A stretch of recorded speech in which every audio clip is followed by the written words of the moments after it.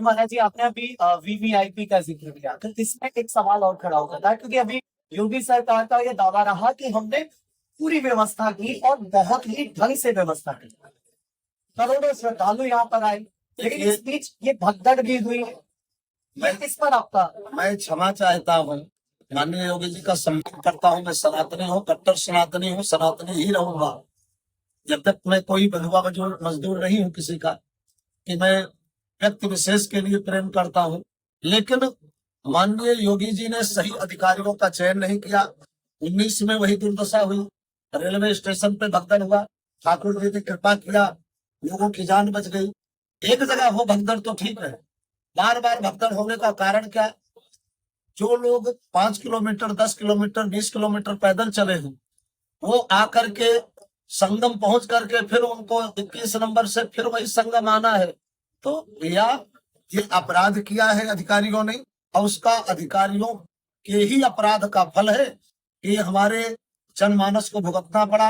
यद्यप परमात्मा से, वेणुमाधव भगवान से निवेदन करूंगा कि उस जो प्रयाग की धरा पर अपने प्राण को त्यागे हैं, भगवान उनके आत्मा को अपने परम धाम में प्रदान करे स्थान, अपने कैंकरी सेवा में लगाए। उन दिव्य आत्माओं के लिए मैं नित्य हवन करता हूँ जब से मुझे पीड़ा हुई।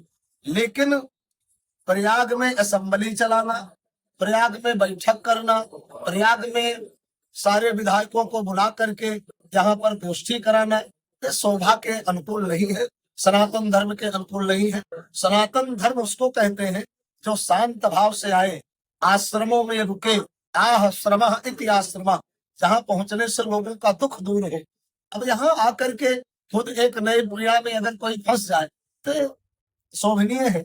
यद्यपि जैसे इतने पुल बने, 16 के पास में, 17 के पास में, 18 के पास में, 20 के 19, 20, 21, एक एक पुल और बना लेते हैं। कई हजार करोड़ का खर्च आता है पुल बनने में।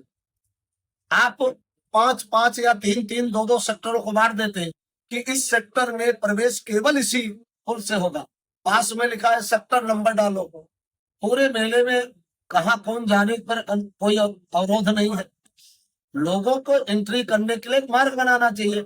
हरवई की तरफ से इतनी जगह खाली है, समय मातर की तरफ से इतनी जगह खाली है, मेले में आने के लिए चौड़ा रोड बना देते। लोगों को आपने परेशान किया है। आप गेम चेंजर बन करके पूरे मेले को चेंज करने का प्रयास किया, तो ये अनुरोध मैं करूंगा, यहाँ गलत है तो योगी जी का ये जो दावा है, आप यानी कि आप उसको चैलेंज करें कि योगी जी ने जो कहा कि पूरी व्यवस्था है, कोई भी हमने कमी छोड़ी नहीं है, आप इस बात को कैसे? देखिए, कोई घर का मुखिया हो, वो धन दे सकता है, जन दे सकता है, फल दे सकता है, लेकिन 24 घंटे बैठकर एक काम को नहीं कर सकता। जैसे बड़े बड़े आश्रम चलते हैं, तो जो आश्रम के अधिपति हैं वो आपको सुख सुविधा दे सकते हैं, लेकिन एक एक व्यक्ति को देख नहीं सकते।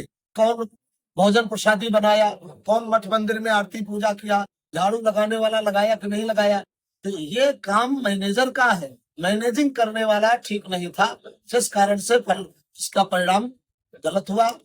जब आपको पता है, आपने कहा कि 40 करोड़ जनता आएगी, 150 करोड़ जनता में 40 करोड़ जनता केवल प्रयाग में आएगी, और उसकी तैयारी के लिए आप कह रहे हो कि संपूर्ण तैयारी। मैं कह रहा हूँ 25,000 का पानी फिटिंग के लिए मैं यहाँ से पाइप मंगाया हूँ, तो पानी नहीं, 5 दिन पानी नहीं मिला हमारे आश्रम में। बड़े बड़े संतों की है दशा है, तो छोटे बेचारे तो आज भी प्यासे मर रहे हैं। मैं कैसे मान लो सुख सुविधा? केवल टीवी लगा देने से, प्रचार प्रसार कर लेने से ये सुविधा नहीं है। 5500 करोड़ रुपए माननीय प्रधानमंत्री जी ने धर्म के नाम पर दिया, कहाँ गया? 500 करोड़ माननीय योगी जी ने दिया, वो कहाँ गया? 300 करोड़ पहले आया था, वो कहाँ गया? सब पैसा बालू में दबाया गया, कोई भी सुचारू रूप से संचालित नहीं हुआ है। इन पैसे का दुरुपयोग हो रहा है।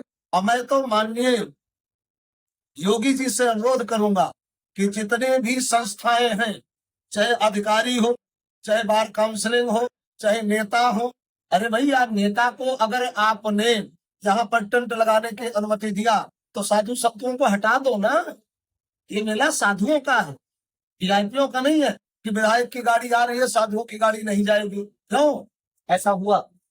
101% आज भी हो रहा है, आगे भी होगा। ये नोट कर लो, मैं आंखों से देखा हूं, मेरे सामने कई गाड़ियां निकली। लेकिन जब मेरे जैसे लोगों की यह दशा है तो आम लोगों की कितनी दुर्दशा होगी, इसका अनुभव करिए। यहाँ पर योगी जी इस बात को ध्यान करके सुने। अगर अपने आप को संत कहते हैं, संत हैं, क्योंकि गोरखपीठ के महंत हैं, मैं उनसे अनुरोध करूंगा। आज हमारे उत्तर प्रदेश के मुखिया है, ठाकुर जी की कृपा है और आगे भी कृपा बनी रहेगी। संत कृपा से ही आज वो मुख्यमंत्री बने हैं, आगे भी रहेंगे वही, दूसरा कोई आ नहीं सकता, चाहे जितनी ताकत कर ले। लेकिन उनसे अनुरोध करूंगा कि जितने कैंप लगे हैं सबका कैंपों का निरीक्षणीकरण हो, किस संप्रदाय का कहाँ का व्यक्ति है। ट्रस्टों के जितने कैंप लगे हैं, अगर साधु के ट्रस्ट नहीं है तो उनको संपूर्ण बहिष्कृत करके उनको सुविधा शून्य कर दिया जाए। कोई भी सुविधा न दिया जाए, केवल मूलभूत सुविधा दिया जाए और सबसे उनको अंतिम में दिया जाए, साधुओं को अग्रभाग में दिया जाए। ये अगर बनाएंगे तब ठीक है। आज यहाँ कोई प्यून है, कोई एसडीएम की गाड़ी चला रहा है, कोई यहाँ पर दफ्तरी है, कोई यहाँ का झाड़ू लगाने वाला है, अपने दादा दादी नाने नानी के गर्भवास के लिए कैंप लगा करके यहाँ पर रह रहा है, लाखों रुपए की सुविधा ले रहा है। अब वहां पर केवल 5 लोग तलबदास कर रहे हैं, क्यों? साधु संतों के लिए यह नियम होना चाहिए, उनको सुख सुविधा दीजिए। जो साधु बेचारे आए हैं उनको कोई सुविधा नहीं, और जो वीआईपी बने घूम रहे हैं उनके यहाँ कई लाख की सुविधा क्यों, किस बात के लिए?